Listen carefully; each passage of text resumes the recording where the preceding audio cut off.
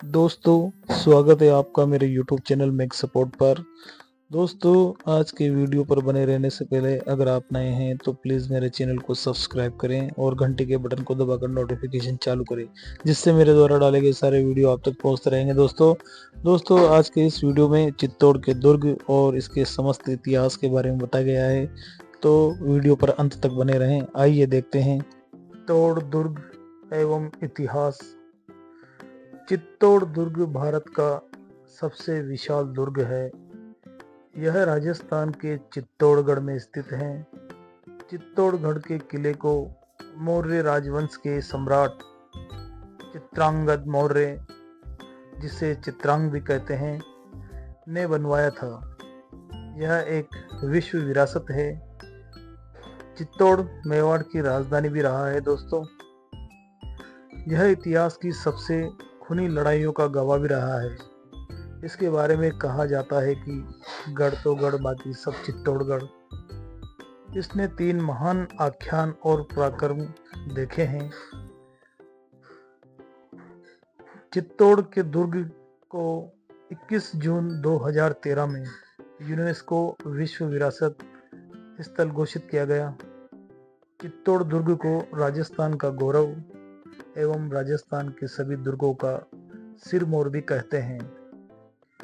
बात करते हैं दोस्तों चित्तौड़ के दुर्ग के इतिहास और निर्माण के बारे में। बहुत से इतिहासकारों के अनुसार इस किले का निर्माण मौर्य वंशीय राजा चित्रांगद मौर्य ने 7वीं शताब्दी में करवाया था और अपने नाम पर चित्रकूट के रूप में इसे बसाया है।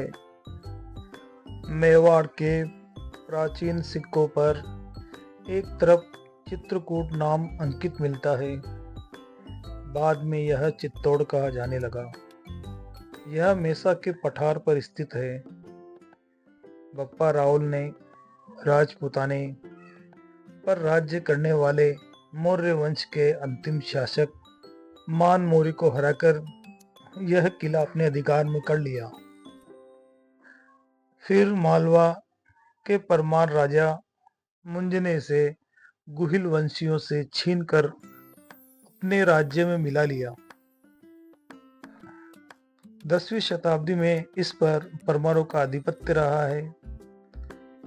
गुजरात के सोलंकी राजा जयसिंह ने यशोवर्मन को हराकर परमारों से इसे फिर से छीन लिया, जिसके कारण चित्तौड़गढ़ का दुर्ग भी सोलंकियों के अधिकार में आ गया। उसके बाद जयसिंह के उत्तराधिकारी कुमारपाल के भतीजे अजयपाल से वैवाहिक संबंध बनाकर चित्तौड़गढ़ के राजा सामंत सिंह ने पुनः गुहिल वंशियों का आधिपत्य स्थापित कर दिया। इन्हीं राजा सामंत सिंह का पृथ्वीराज चौहान की बहन पृथ्वीबाई से विवाह हुआ। चित्तौड़गढ़ दुर्ग के निर्माता लोक किंवदंतियों के अनुसार पांडु पुत्र भीम ने चित्तौड़गढ़ दुर्ग का निर्माण करवाया और बाद में महाभारत के काल के बाद यह अस्तित्व में आया। दोस्तों, वर्तमान चित्तौड़गढ़ दुर्ग का निर्माण मौर्य शासक चित्रांगद मौर्य ने 7वीं शताब्दी ईस्वी में वर्तमान दुर्ग का निर्माण करवाया है। चित्तौड़गढ़ दुर्ग, जो कि बाद में अपभ्रंश होकर चित्तौड़गढ़ कहलाया, पहले इसका निर्माण चित्रकूट था। अब बात करते हैं दोस्तों चित्तौड़गढ़ दुर्ग के भौतिक स्वरूप के बारे में। चित्तौड़गढ़ दुर्ग गंभीरी और बेड़च नदियों के संगम के निकट 616 मीटर ऊंचे मेसा के पहाड़ पर स्थित है तथा लगभग 8 किलोमीटर लंबा और 2 किलोमीटर चौड़ा है। यह दुर्ग 152 मीटर ऊंची पहाड़ी पर मछली के आकार में बना हुआ है। इस दुर्ग तक पहुंचने के लिए एक घुमावदार रास्ते से चढ़ाई करनी पड़ती है। दुर्ग का क्षेत्रफल 279 हेक्टेयर है। क्षेत्र की दृष्टि से यह दुर्ग भारत का सबसे विशाल दुर्ग है। यह 2 नदियों के संगम पर स्थित होने के कारण इसे औदुक दुर्ग कहा जाता है। औदुक दुर्ग के अलावा भी इस चित्तौड़ दुर्ग के बहुत सारे नाम हैं दोस्तों। पहाड़ी पर स्थित होने के कारण इसे गिरिदुर्ग कहते हैं। चारों ओर खाई से घिरा हुआ होने के कारण इसे पारीख दुर्ग कहते हैं। ऊंची प्रारीर से ऊंची ऊंची दीवारों से घिरा हुआ होने के कारण इसे पारी दुर्ग जंगल कहा जाता है और जंगलों के बीच स्थित होने के कारण इसे एरण दुर्ग भी कहते हैं। सैनिकों से सुरक्षित बनाए जाने के कारण सैन्य दुर्ग भी कहा गया है इसे। चित्तौड़ दुर्ग में प्राकार, राजमार्ग, राज प्रासाद, आवासीय भवन, तलघर, शस्त्र भंडार, देवालय, जलाशय, तालाब, खेत एवं बाजार बने हुए हैं। दोस्तों, दुर्ग तक पहुंचने के मार्ग बहुत सारे हैं। चित्तौड़ दुर्ग तक पहुंचने के 3 मार्ग हैं। पहला मार्ग गंभीरी नदी के पुराने पुल से गोल प्याऊ चौराहे से दक्षिण की ओर है। दूसरा रेलवे क्रॉसिंग के दाहिनी ओर से नई पुलिया प्रताप सेतु से होकर जाता है, जो आगे जाकर राणा प्रताप राणा सांगा बाजार के पास पहले वाले रास्ते से मिलकर एक हो जाता है। तीसरा मार्ग गोल प्याऊ चौराहे से सीधापुर की ओर शहर के बीच होकर जाता है, जो पाटन पोल के पास मुख्य सड़क से मिल जाता है। दुर्ग तक जाने के लिए अच्छी डामर सड़क बनी हुई है। दोस्तों, पाटन पोल में प्रवेश करने से पूर्व बाहर की तरफ देवलिया के बाघ सिंह का स्मारक बना हुआ है, जो कि 1535 ईस्वी में गुजरात के सुल्तान बहादुर शाह के आक्रमण के समय वीर गति को प्राप्त हुआ था। यहाँ से दाहिनी ओर झरने के लिए मार्ग जाता है, जहाँ झरनेश्वर महादेव का मंदिर स्थित है। यहाँ दुर्ग के गोमुख कुंड का जल झरने के रूप में गिरता है। दोस्तों, चित्तौड़गढ़ दुर्ग में पहुंचने के लिए एक एक करके पाटन पोल, भैरव पोल, हनुमान पोल, गणेश पोल, लक्ष्मण पोल, जोड़ला पोल और राम पोल नामक 7 दरवाजे पार करने होते हैं। किले के प्रथम द्वार को पाटन पोल कहा जाता है। पाटन पोल का दरवाजा 7वीं शताब्दी का होना अनुमानित है। इसे पट पोल की संज्ञा भी दी गई। दोस्तों, पाटन पोल से दुर्ग में प्रवेश करके डलवा सड़क पर चलना होता है। दूसरी ओर पोल भैरव पोल कहलाती है। बहादुर शाह के आक्रमण के समय देसूरी का भैरव सिंह सोलंकी यहीं वीरगति को प्राप्त हुआ था। उसकी मूर्ति आज भी यहाँ स्थापित है। यहाँ से आगे चलने पर जयमल और कल्ला जी की छतरियां आती है। ये दोनों सेनापति 1567 के में अकबर की सेना से लड़ते हुए वीरगति को प्राप्त हुए थे। जयमल की छतरी 16 खंभों की है तथा कल्ला जी की छतरी 4 खंभों की है। यहाँ से आगे बढ़ने पर हनुमान पोल आती है। यहाँ से मार्ग दक्षिण की ओर मुड़ता है तथा दुर्ग पर चढ़ाई का दूसरा क्रम आरंभ होता है। पहले क्रम की लंबाई 1050 गज तथा दूसरे क्रम की लंबाई 235 गज है। यहाँ पूर्व की ओर हनुमान जी की मूर्ति स्थापित है।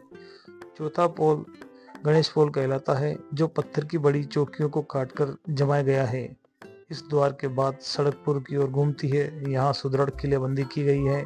इसी द्वार के पूर्वी भाग से जुड़ा हुआ आगर द्वार है। यहाँ गणेश जी का मंदिर स्थित है। गणेश पोल के बाद जोड़ला पोल आता है। लक्ष्मण पोल से जुड़ा हुआ होने के कारण इसे जोड़ला पोल कहते हैं। इस पोल की ऊंचाई, घुमाव तथा सकरापन उल्लेखनीय है। दोस्तों, इस किलेबंदी का निर्माण महाराणा कुंभा के समय करवाया गया था। यहाँ से एक साथ बड़ी संख्या में सैनिक नहीं निकल सकते थे। यहाँ की दीवारों में कुछ मूर्तियां भी लगी हुई हैं। लक्ष्मण पोल से मार्ग फिर से उत्तर की ओर चढ़ने लगता है, जो दुर्ग के मुख्य द्वार अर्थात राम पोल तक पहुंचता है। यहाँ से आगे चलने पर रामदेव जी का मंदिर है। बाहर की ओर भदेरिया भैरू जी की प्रतिमा लगी हुई है। रामपोल के सामने खुला बरामदा है, जहां से चित्तौड़ नगर का विहंगम दृश्य दिखाई देता है। रामपोल अन्य पोल की अपेक्षा काफी भव्य दिखाई देता है तथा यह काफी पुराना बना हुआ है। इसके निकट स्थित चबूतरे में कुछ शिलालेख एवं मूर्तियां लगी है। यह शिल्प शैली रणकपुर मंदिर के समान दिखाई देती है। यहाँ लगे 10 शिलालेखों में बनवीर के समय के विक्रम संवत 1593 से 1595 के महाराणा करण सिंह के समय का विक्रम संवत 1678 का, महाराणा हमीर के समय विक्रम संवत 1832, 33 और 35 के 4 लेख हैं। दोस्तों, एक लेख महाराणा भीमा सिंह के समय का है। रामपोल के कुछ प्रतिहार कालीन मूर्तियां भी लगी हुई हैं। पूर्व में सूरजपोल और उत्तर में लाखेटा बारी स्थित है। सूरजपोल दुर्ग का सबसे प्राचीन द्वार है। ईस्वी 1567 के युद्ध में अकबर ने लाखेटा बारी के समक्ष अपना मोर्चा जमाया था। सूरजपोल के मोर्चे पर राजा टोडरमल, सुजात खां तथा कासिम खां आदि उमरावों ने मोर्चा लगाया था। दुर्ग में स्थित कीर्ति स्तंभ में लगी प्रशस्ति में चित्तौड़ दुर्ग के द्वारों के नाम क्रमशः रामपोल, भैरवपोल, हनुमान पोल, चामुंडा पोल, तारा पोल तथा लक्ष्मी पोल बताए गए हैं। इनमें से अब कुछ नाम बदल गए हैं। कीर्ति स्तंभ के निर्माण के समय द्वारा वहां के दरवाजों की जो अवस्था बताई गई है वह भी बदल गई है दोस्तों। कीर्ति स्तंभ प्रशस्ति के अनुसार हनुमान पोल सफेद पत्थरों से बना हुआ था तथा कैलाश पर्वत के समान दिखता था। भैरव पोल अमरावती के समान दिखता था। लक्ष्मण पोल का निर्माण लक्ष्मी के लिए कुंभा की शरण लेने वालों को लक्ष्मी देने वाले कुंभा ने करवाया था। तारा पोल झरोखों वाला था। चित्तौड़गढ़ दुर्ग का केंद्रीय और महत्वपूर्ण स्थल कुंड है। यहीं पर महाराणा कुंभा ने के महल, विजय स्तंभ, समृद्धेश्वर मंदिर तथा कुंभश्याम मंदिर स्थित है। चित्तौड़ दुर्ग में कई महल स्थित है जिनमें रानी पद्मिनी का महल, फतेह प्रकाश महल, कुंभा महल, रतन सिंह महल, आहाड़ा हिंगलू का महल, गोरा एवं बादल के महल, जयमल और पत्ता की हवेलियां, भामाशाह की हवेलियां, सलुम्बुर की हवेली, रामपुरा की हवेली अधिक प्रसिद्ध है। पीतालेश्वर महादेव मंदिर के सामने आला काबरा की हवेली के खंडर स्थित हैं। इस परिवार के सदस्य महाराणाओं के दीवान हुआ करते थे। दोस्तों, कुंभा महल परिसर में राव रणमल की हवेली के खंडर हैं। कुंभा महल के प्रवेश करने के लिए कुछ सीढ़ियां चढ़नी होती है। महल में प्रवेश करने से पहले कलात्मक प्रवेश द्वार बना हुआ है। महल के भीतर बाईं ओर एक भूमि कक्ष है दोस्तों। रानी पद्मिनी का महल, रानी पद्मिनी के महल तालाब पर बने हुए हैं। तालाब के किनारे बने हुए रानी महल के चारों ओर सीढ़ियां बनी हुई हैं। इसी तालाब के मध्य में एक और महल निर्मित है जिसका उपयोग गर्मी के मौसम में किया जाता था। तालाब में स्थित महल में जाने के लिए नाव का उपयोग किया जाता था। ये दोनों महल बहुत ही खूबसूरत व आकर्षक दिखाई देते हैं। इनके झरोखे और छतें धनुष के आकार में बनी हुई हैं। फतेह प्रकाश महल संग्रहालय के रूप में विकसित किया गया है दोस्तों।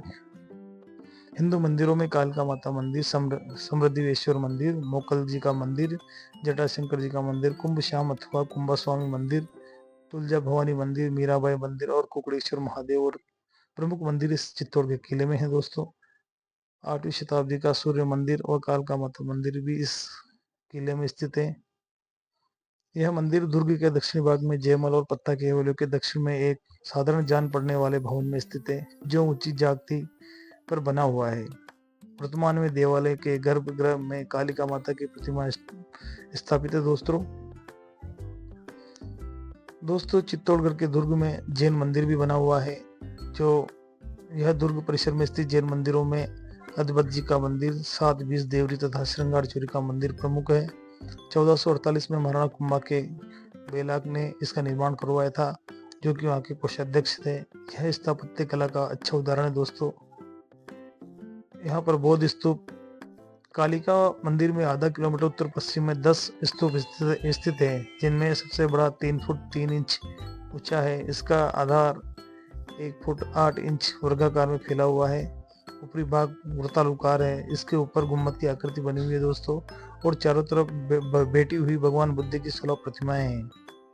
विजय स्तंभ, दुर्ग के भीतर स्थित नौखंडा विजय स्तंभ चित्तौड़गढ़ दुर्ग का सबसे भव्य निर्माण है दोस्तों। 1438 में महाराणा कुंभा ने मालवा के सुल्तान महमूद शाह खिलजी पर विजय प्राप्त करने के उपलक्ष्य में अपने आराध्य देव विष्णु के निमित्त बनवाना आरंभ किया था दोस्तों। 10 साल लगे थे इसे बनवाने में। स्तंभ 12 फुट ऊंचे और 2 फुट गुणा 2 फुट आकार के चौकोर चबूतरे पर स्थित है। इसकी ऊंचाई 122 फीट है दोस्तों। इसमें कुल 9 मंजिलें हैं जिसमें ऊपर तक जाने के लिए स्तंभ के भीतर 157 घुमावदार सीढ़ियां बनी हुई है दोस्तों। कीर्ति स्तंभ जीजा फगीरवाला नामक एक जैन व्यापारी ने चित्तौड़ दुर्ग परिसर में कुमार सिंह के समय में 12वीं शताब्दी में 72 फुट ऊंचे कीर्ति स्तंभ का निर्माण करवाया था तथा नीचे से 30 फुट चौड़ा व ऊपर से 15 फुट चौड़ा है दोस्तों बात करते हैं कीर्ति स्तंभ प्रशस्ति की। चित्तौड़ दुर्ग में कीर्ति निर्मित कीर्ति स्तंभ के पास 1460 में अंकित एक प्रशस्ति शिलालेख है। इसमें मेवाड़ के शासक बप्पा रावल से लेकर कुंभा तक की उपलब्धियां तथा जलाशयों तथा कुंभा के समय में रचित ग्रंथों की जानकारी दी गई है। दोस्तों मेरे द्वारा दी गई जानकारी आपको कैसी लगी? आशा करता हूँ आपको यह जानकारी पसंद आई होगी। आपसे निवेदन है दोस्तों, वीडियो ज़्यादा से ज़्यादा शेयर करें और मेरे चैनल को सब्सक्राइब करना बिल्कुल ना भूलें दोस्तों। लाइक शेयर कमेंट करें। जय मेवाड़ नाथ।